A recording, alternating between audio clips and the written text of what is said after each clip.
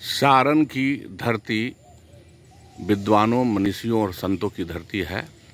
यहाँ बहुत बड़े बड़े संतों का जन्म हुआ है। सारण के संत सीरीज में मैंने कई महत्वपूर्ण संतों का जीवन परिचय प्रस्तुत किया है, उनकी काव्य रचनाओं का भी वर्णन किया है अपने पिछले YouTube चैनल के माध्यम से। आज मैं छपरा शहर के बीचों बीच स्थित रामकृष्ण आश्रम में आया हूँ और यह आश्रम यहाँ सारण के एक बहुत बड़े संत थे लाटू महाराज, जिन्हें स्वामी अद्भुतानंद जी महाराज भी कहते हैं। वो direct disciple of Ramakrishna Paramahamsa के थे और ये बहुत सौभाग्य की बात है कि स्वामी विवेकानंद के जैसे रामकृष्ण परमहंस के शिष्य हुए, उन्हीं शिष्य में उनका नाम सर्वोपरि है, स्वामी अद्भुतानंद का नाम। उन्हीं का नाम पर यहाँ छपरा में हॉस्पिटल है और ये लाइब्रेरी है और यहाँ उनका आश्रम है और स्वामी अद्भुतानंद आश्रम है और उसमें माँ शारदा देवी, भगवान रामकृष्ण परमहंस और स्वामी विवेकानंद और साथ ही लाटू महाराज का भी चित्र लगा हुआ है और यह बड़ा ही पवित्र जगह है और यहाँ हम लोगों को आना चाहिए छपरा में। और यहाँ हर साल कई कार्यक्रम होते हैं और विवेकानंद जी के जन्मदिन और रामकृष्ण परमहंस और शारदा देवी के जन्मदिन पर भी कई कार्यक्रम होते हैं। खिचड़ी प्रसाद का वितरण भी होता है और यहाँ एक बहुत ही रिच लाइब्रेरी है जहाँ पर विद्यार्थी आते हैं, लाभान्वित होते हैं। तो आज हम इस आश्रम में आ रहे हैं और यहाँ के जो सेक्रेटरी महाराज हैं, जो काफ़ी विद्वान हैं और कई सभाओं में जाते रहते हैं और उनसे हम लोग रूबरू होंगे। और ये हैं स्वामी अतिदेवानंद जी महाराज, जो अभी इस आश्रम के सेक्रेटरी महाराज हैं और इनकी जितनी तारीफ़ की जाए उतनी कम है। इनसे मैं बहुत कुछ शिक्षा लेता हूँ। आज मैं इस आश्रम में आया हूँ और मैं यह जानना पहले तो मैं स्वामी जी को चरण वंदन नमस्कार करता हूँ और मैं स्वामी जी से जानना चाहता हूँ कि आखिर इस आश्रम का क्या महत्व है। और यह आश्रम अद्भुतानंद, स्वामी अद्भुतानंद जिसे लाटू महाराज भी कहते हैं, तो लाटू महाराज के बारे में जो सारण के संत हुए उसके बारे में कुछ परिचय बतलाएं महाराज जी। स्वामी अद्भुतानंद, उनका पिताजी माताजी का दिया हुआ नाम राखतूराम जी। बाद में उनका सन्यास नाम दिया गया है स्वामी विवेकानंद के द्वारा स्वामी अद्भुतानंद। किंतु उनका जन्म स्थान इस छाबरा में कौन गांव में हुआ है कोई नहीं जानते थे। एक गरीब परिवार में उनका जन्म हुआ था। 6 साल उम्र में ही उनका पिता माता गुजर गए थे। ये कैसे सर पता चलता है कि वो गरीब परिवार में ही जन्म हुआ था उनका? एक मैंने भेड़ चराने वाले के लड़का यही उन्होंने बताया था। अच्छा, उन्होंने मुँह से बताए थे। किनको बताए थे? कलकत्ता में जहाँ रहते थे दक्षिणेश्वर हमारे में पिताजी भेड़ चराते थे। अच्छा। तो इसी के कारण अंदाजा लगाया जाता है कि ये भेड़ चराने वाला घर का ही। लेकिन उन्होंने ये परिचय नहीं बताया कि छपरा में कौन गांव का रहने वाला है, में कहाँ है नहीं है जानता नहीं है। इसका भी एक तात्पर्य है, आप बताएंगे। जी। जो उन्होंने 6 साल उम्र में अनाथ हो जाने के बाद उनके कोई देखभाल करने के नहीं था जी। और उनका और पिता माता का और संतान हुए थे, लेकिन सभी संतान अकाल में ही गुजर गया था जी। तो यही जब जन्म हुआ इनका, तो उनके माताजी भगवान के नाम पर ये राम जी इनका रखना है, राखिए यार, लेना है लीजिए, इसी आधार पर उन्होंने राखतूराम राम दिया। देखो उन दोनों ने गुजर गया। गुजर जाने के बाद उनको चाचा जी ने, गरीब है, उतना पैसा ही नहीं है लालन पालन करने का और उनका भी लड़का लड़की नहीं था जी। तो उन्होंने कोलकाता उनके दोस्त के पास ले गया था। एक दोस्त, उनका दोस्त जो है तो चाचा का दोस्त, वो रामचंद्र दत्त के घर में काम करते थे जी। तो वहीं पर उनको रख दिया था। और डॉक्टर रामचंद्र दत्त काकुड़गाछी के जमींदार है, उन्होंने श्री राम कृष्ण देव का भक्त उनको घरेलू काम में रख दिया था। तो वो डेली दक्षिणेश्वर श्री राम कृष्ण देव के पास फल मूल लेकर जाते थे। कौन जाते थे? रामचंद्र दत्त। अच्छा। एक दिन साथ में लाटू को भी ले गया फल मूल लेकर। वो लाटू को देखते ही श्री राम कृष्ण देव से पहचान लिया ये साधारण बालक नहीं है। तो उन्होंने प्रश्न किया हमारे डॉक्टर रामचंद्र दत्त को, ये भाई इस लड़के को आप कहाँ से लाया है? बोला इस लड़के को छपरा से लाया गया है, आज छपरा ये हमारे घरेलू काम में रहता है। बोला ये बहुत पवित्र लड़का है, पवित्र आत्मा है, इसको घरेलू काम में न लगाओ ज़्यादा यार, यहाँ आना जाना करने देना। इसी प्रकार से वो रेगुलर इस प्रकार जाते थे फल लेकर ठाकुर के पास, जाते ठाकुर के बोले या हम वहाँ नहीं जाएंगे, आपके पास रह जाएंगे। तो अब श्री राम कृष्ण देव बोले कि जब भाई तुम तो दूसरे का घर में काम कर रहा है, यहाँ रह जाओगे तो हमारा बदनाम होगा, तुम्हारा मानिव जो है उनको बोलो। तो रामचंद्र दत्त आने के बाद एक दिन उन्होंने बोला देखो लाटू यार उधर जाना नहीं चाहता है, चाहो तो यहाँ रख दो।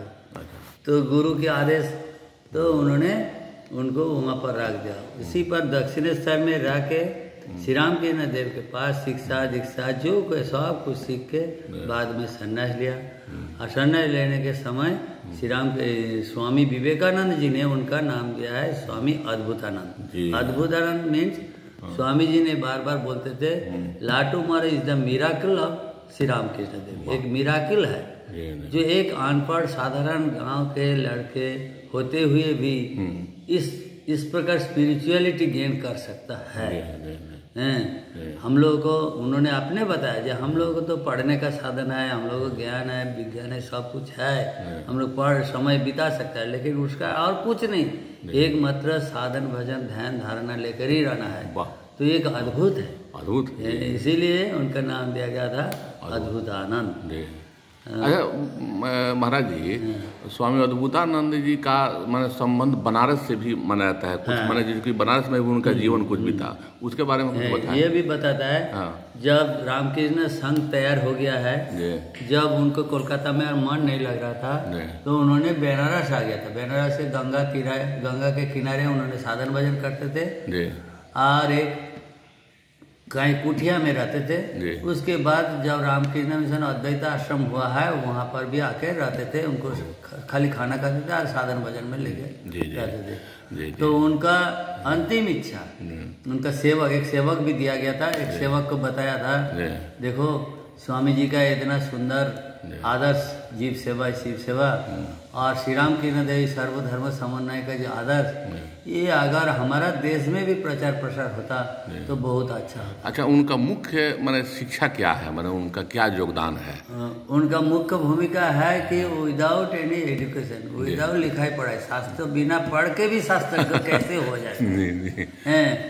इसीलिए उनका एक प्रणव मंत्र है निरक्षरे अक्षरे संस्थान।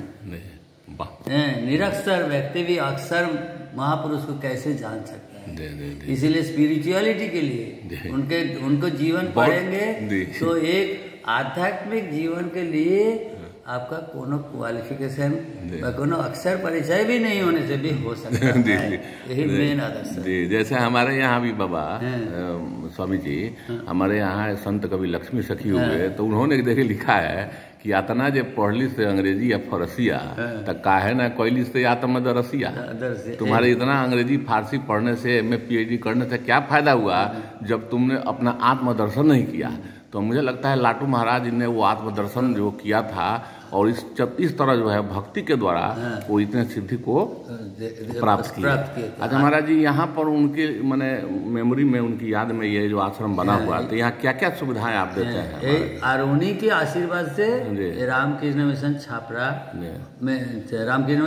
में आए हैं। और रामकृष्ण मिशन आश्रम के छापरा के द्वारा हम लोग रेगुलर 2003 से यहाँ आया है। यहाँ हम लोग भक्तों के लिए एक मंदिर है छोटा सा, वहाँ पे पूजा पाठ चलता है, प्रार्थना चलता है, ध्यान धारणा चलता है सुबह शाम भक्त लोगों के लिए। और यंग स्टूडेंट्स के लिए जो नगरी के तलाश में है, जो पहले स्वामी जी ने बताया no religion for empty stomach, तो अगर रिलीजन होगा अगर भरपेट खाना मिलेगा तभी ना होगा। तो इस आधार पर हम लोग एक लाइब्रेरी खोल दिया, फिर रीडिंग रूम कर दिया। यंग लड़का लड़की आके वहाँ पढ़ेंगे, तैयारी करेंगे और नौकरी मिल जाएगा। इस व्यवस्था है नगरी के लिए, यंग लड़का लड़की लेके। और इस एरिया में जितना ठेला वाला, रिक्शा वाला, गरीब, फल वाला जो भी है, ये सब लड़का लड़की 4 बजे से 6 बजे तक फ्री ऑफ कॉस्ट में पढ़ेंगे। वो लोगों को टीचर अवेलेबल किया जाए, फ्री कोचिंग दिया जाएगा। टीचर है, सब कुछ है, दिया जाता है। कितने स्टूडेंट है लगभग? करीब अभी तो फिलहाल आ रहा है 500 स्टूडेंट्स आ रहा है रेगुलर। नामांकन है 700-800 रुपया, 700-800 बच्चे। अच्छा महाराज जी, केवल उनको पढ़ाते भी हैं कि कुछ खिलाते पिलाते? पढ़ाने के बाद उन लोगों को नाश्ता दिया जाता है, हर महीने में कॉपी दिया जाता है। उसके बाद आपको कंप्यूटर ट्रेनिंग दिया जाता है, म्यूजिक ट्रेनिंग दिया जाता है। माने एक स्कूल में जो कुछ दिया जाता है सब कुछ यहाँ भी हम लोग 2 घंटे में देने का प्रयास करते हैं। और हॉस्पिटल? अच्छा, उसके बाद रोगियों के लिए हॉस्पिटल है। वहाँ पर मरीज लोग आते हैं, नॉमिनल चार्ज देकर ट्रीटमेंट कराते हैं। दवाई जितना फ्री दवाई है दिया जाता है, और नहीं तो कुछ पैसा लेकर कुछ कंसेशनल रेट में, नहीं तो रोगी दवाई नहीं खाएंगे इसलिए दवाई भी दिया जाता है। और फ्री ऑफ कॉस्ट में। किस तरह के डॉक्टर लोग इसमें आते हैं? इसमें सारे जितने बड़े बड़े डॉक्टर है यहाँ फिलोजी, आपका आयुर्वेदिक, एलोपैथिक, हेम्योपैथिक सभी सेक्शन का डॉक्टर्स यहाँ आते हैं, सेवा देते हैं। और विशेष करके गरीब लोगों को फ्री ऑफ कॉस्ट में मोतियाबिंद ऑपरेशन होता है। हर महीना में 100, 120, 25 तक, 150 तक हर महीने ऑपरेशन करवा दिया जाता है फ्री ऑफ कॉस्ट में, विदाउट एनी चार्ज। और मरीजों लोगों के लिए है। और ग्रामीण क्षेत्र में भी 2 पाठशालाएं हैं। अच्छा। और एक मेडिकल सेवा चलता है। कहाँ है? एक गांव है कोबारबा, वहाँ पर इस प्रकार 200-250 बच्चा पढ़ता है। अन्न सत्र गरीबों के लिए अन्न सत्र है, जो बुजुर्ग है, विकलांग है, असहाय है, ये लोग अन्न सत्र है, दोपहर में भोजन दिया जाता है। और एक गांव में खाली हर रविवार मेडिकल ट्रीटमेंट होता है। उस गांव का नाम मटखुआ 2-7 लोगों को गांव है। कहाँ पर है? यहाँ भैंसमारा के पास। अच्छा, भैंसमारा, पहाड़पुर भैंसमारा। वहाँ डॉक्टर रविशंकर और उनके टीम जाते हैं। अच्छा। 150 पेशेंट को रेगुलर हर रविवार देखते हैं, फ्री ऑफ कॉस्ट में सारे दवाई दिया जाता है। वहाँ एकदम गरीब को घर में जाकर। और एक गांव है वो सालेमपुर है, अभी नया शुरू किया है। वहाँ पर 150 बच्चा। सालेमपुर मतलब मांझी के बाद ब्लॉक में, ताजपुर के पास सालेमपुर है जी। घोड़ाहाट ब्लॉक में, घोड़ाहाट पंचायत में। वहाँ पर 150 बच्चा पढ़ रहा है। और साथ साथ उन लोगों को भी भोजन दिया जाता है। और वहाँ आपका महीना में 2 दिन मेडिकल कैंप चलता है। एक दिन चाइल्ड स्पेशलिस्ट, उनका टीम जाता है। एक दिन हार्ट स्पेशलिस्ट। कब चलता है? कौन दिन चलता है? 2nd संडे और लास्ट संडे एवरी मंथ। वहाँ इस प्रकार सुविधाएं दिया जाता है। अभी कौन डॉक्टर लोग जाते हैं? डॉक्टर राजीव रंजन जाते हैं 2nd संडे, साथ में उनका टीम। लास्ट संडे जाता है डॉक्टर रविशंकर, साथ में उनका टीम।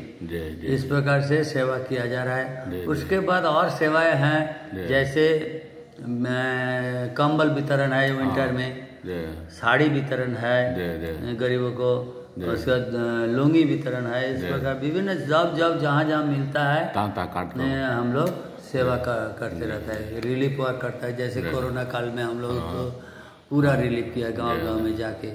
इस प्रकार कोई आग लग जाए, कोई कुछ हो जाए, तो हम लोग को यथासाध्य हम लोग सेवा करता है। तो मेन पर्पस ये सेवा आदर्श।